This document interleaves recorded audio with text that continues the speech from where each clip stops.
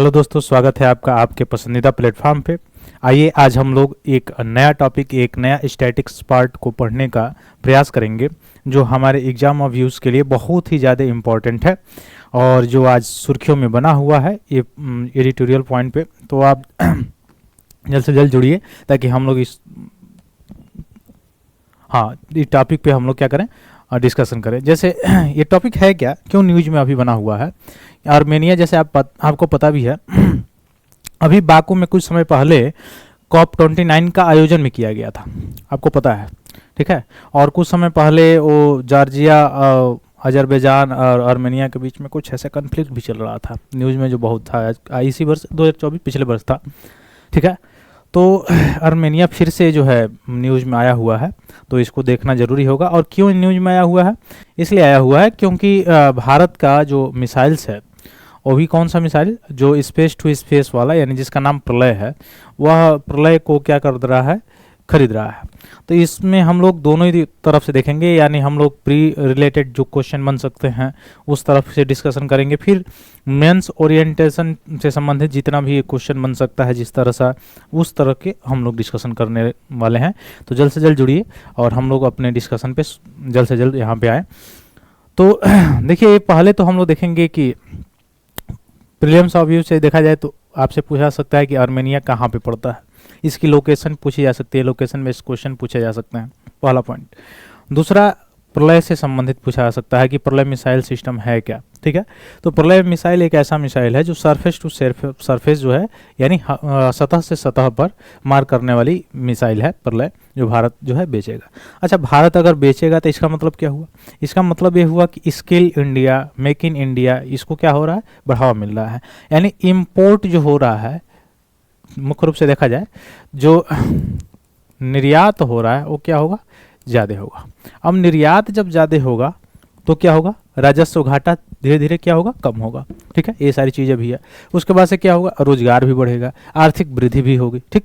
तो इससे भी रिलेटेड है। और भारत में मैन्युफैक्चरिंग जो है वो भी ज़्यादा होगा, ठीक है। PPP मॉडल जैसे आपको पता ही है। तो आइए इस सारे चीज़ों के बारे में हम लोग डिस्कशन करेंगे।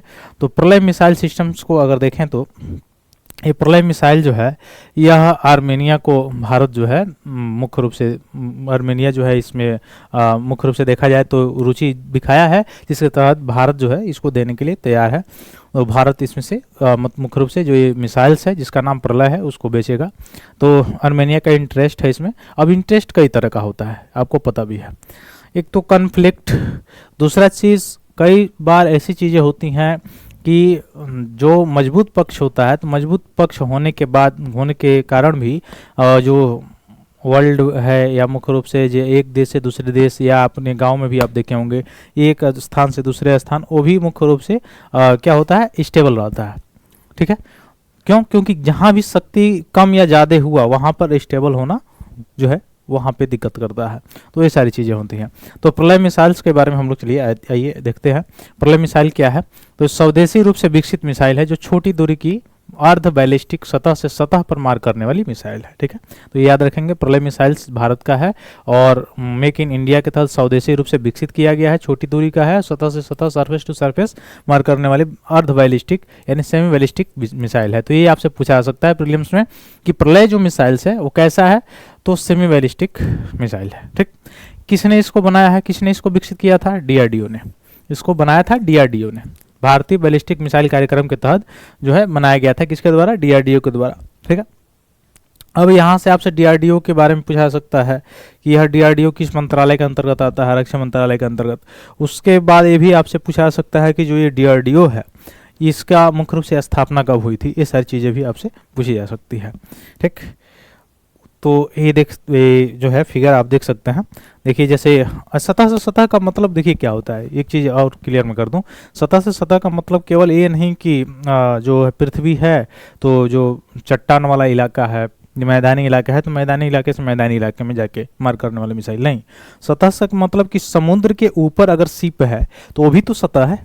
समुद्र के अगर ऊपर देखा जाए, जैसे ये मान लीजिए समुद्र है, सी है, तो इसके ऊपर देखिए ये सी के ऊपर जो है यहाँ पे जहाज है, तो ये भी क्या है, ये भी तो सतह ही तो है।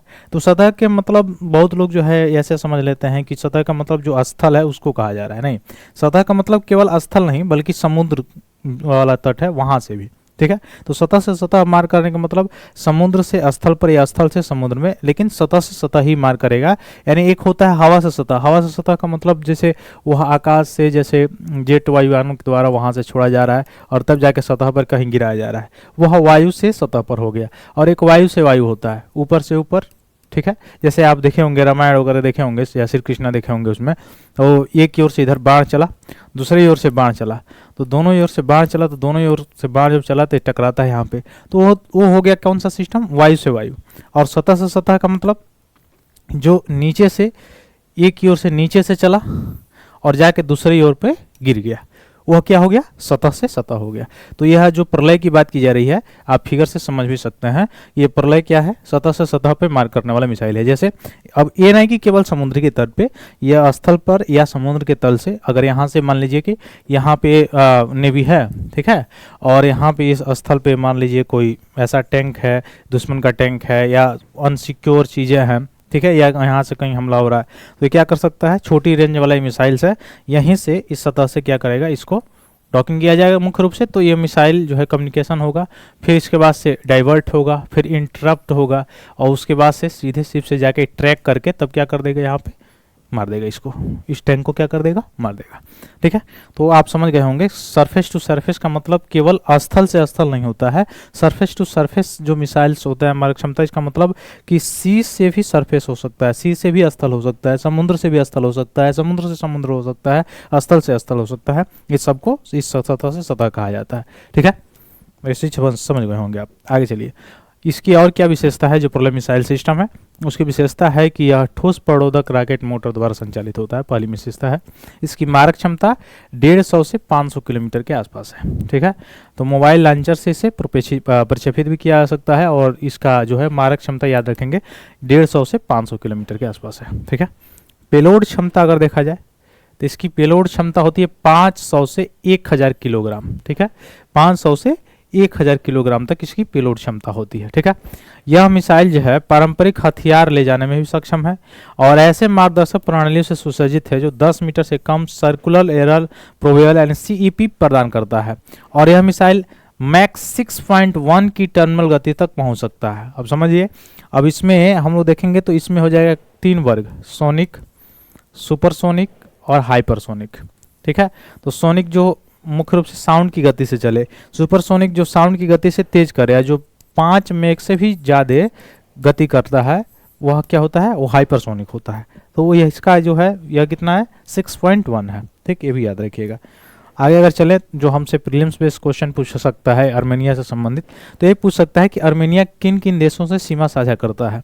तो ये है आपका आर्मेनिया, आप देख रहे होंगे। और आर्मेनिया की राजधानी अगर पूछा जाए तो कहाँ पे है, येरेवान है, ये याद रखिएगा। आर्मेनिया की राजधानी क्या है, येरेवान है, ठीक है। तो मैप बेस्ट क्वेश्चन यहाँ से आपसे पूछा जा सकता है, आर्मेनिया की राजधानी कहाँ पे है, येरेवान है। मुख्य रूप से कहाँ कहाँ से यानी किन किन देशों से सीमा साझा करता है, तो एक है इसके उत्तर में जॉर्जिया है, इधर भी इसके जॉर्जिया है, ये है अजरबैजान, ये पूरा क्षेत्र अजरबैजान का है। इधर जो है ये भी अजरबैजान है, तो 2 ओर से अजरबैजान से सीमा साझा कर रहा है। फिर ये ईरान है, ये पूरा एरिया जो है ईरान से सीमा साझा कर रहा है। तो ये अजरबैजान, ये पूरा इस साइड अजरबैजान है, ठीक। इधर ईरान से सीमा साझा कर रहा है, इधर टर्की से सीमा साझा कर रहा है, ठीक है। तो यह मुख्य रूप से सीमा साझा किसे किसे करता है, तो यह सीमा साझा करता है जॉर्जिया से, तुर्की से, ईरान से, अजरबैजान से, ठीक है। तो ये सीमा साझा कर रहे हैं। और इसमें एक लेक है, एक झील है, इसको याद रखिएगा, लेक सेवान। तो आपसे पूछा जा सकता है लेक सेवान किस देश में है, तो किस देश में है, अजरबैजान में है। तो अजरबैजान में है लेक सेवान। अब यह इसमें से ही जो ये मुख्य रूप से हम लोग आर्मेनिया की बात कर रहे हैं, सॉरी, तो आर्मेनिया में ही है क्या, लेक सेवान, ठीक। अब अगर बात किया जाए अजरबैजान, तो अजरबैजान यहाँ पे है, ठीक, इसे सीमा साझा कर रहा है। और अजरबैजान की जो सीमा होती है वो कहाँ से लगती है, किस सागर से लगती है, अगर आपसे पूछे किस सागर से अजरबैजान की सीमा साझा होता है, तो वह किससे होता है, कैस्पियन सी से, ठीक है, किससे होता है, कैस्पियन सी से सीमा साझा करता है, ठीक। तो ये देश थे। आगे अगर हम लोग चले, अगला पॉइंट आप देख सकते हैं, ये कुछ रिलेटेड एरियाज हैं, इसमें और एक चीज़ रिवर की अगर बात अगर पूछ सकता है तो कौन कौन रिवर है, जो ऐसे पूछ सकता है कि कौन ऐसा रिवर है जो आर्मेनिया और तुर्की के बीच में सीमा साझा करता है। आर्मेनिया और तुर्की के बीच में सीमा साझा करने वाला जो रिवर है उसका नाम है अरास रिवर। यही नदी है, यही नदी जो है ये सीमा बाउंड्रिंग बनाती है किसके किसके बीच, तुर्की और आर्मेनिया के बीच। तो तुर्की और आर्मेनिया के बीच में कौन सी नदी है, अरास नदी। कौन सा, अरास नदी। अरास नदी लिख लीजिएगा, किसके किसके बीच, आर्मेनिया और तुर्की के बीच है, ठीक है। लेक सेवान आर्मेनिया में ही है, ठीक। उसके बाद से अजरबैजान से एक नदी होके आती है जिसका नाम है वोरोतान। वोरोतान, तो ये वोरोतान जो नदी है यही अरास की सहायक नदी है। ये जो अरास है इसी की सहायक नदी है, दोनों जाके कैस्पियन सी में गिरती हैं, ठीक है, दोनों जाके कैस्पियन सी में गिरती है। इससे पहले इसका नाम जो है जॉर्जिया से आती है। जो अरास नदी है कहाँ से आती है, जॉर्जिया से आती है। तो उसका नाम जब जॉर्जिया से चलती है तो इसका नाम होता है अखोरियान, ठीक है, अखोरियान। तो यहाँ से तो ये याद केवल रखिएगा, अरास नदी जो है सीमा साझा करती है किसके किसके बीच, आर्मेनिया और तुर्की के बीच में, ठीक। तो ये सब कुछ लोकेशन है इसके, जो कन्वर्जेशन जहाँ भी माइंस वगैरह होता है, मुख्य रूप से गोल्ड वगैरह ये सारी चीज़ें इसमें पाई जाती हैं। और इसमें कौन कौन पशु पाए जाते हैं, तो लाल पंडा वगैरह देख लीजिए, ये सारी चीज़ें पाई जाती है, ये सभी पशुएं इसमें पाई जाती हैं। उसके बाद से अगर देखा जाए तो एक और नदी है इसमें आर्मेनिया में, एक है राजडान नदी। राजडान नदी, हाँ, और इसके मतलब राजधानी का नाम आप याद रखिएगा, अगर ये चर्चा में है तो एरेवान इसकी राजधानी है। तो ये पूछा जाएगा आर्मेनिया की राजधानी जो एरेवान है किस नदी के तट पे है, किस नदी के तट पे है, राजडान नदी के। कौन सा, राजडान, RAZDAN, राजडान नदी के तट पे क्या है, एरेवान, जो आर्मेनिया की राजधानी है। और लेक सेवान तो आपको पता ही है, ठीक है, लेक सेवान कहाँ पे पड़ता है, आर्मेनिया में पड़ता है, ठीक है। तो ये सारी चीज़ें आप लिख सकते हैं। तो आशा करते हैं सारी चीज़ें आपको समझ में आई होगी। अगर समझ में आई है तो लाइक कीजिए, सब्सक्राइब कीजिए। बहुत बहुत धन्यवाद दोस्तों, जय हिंद।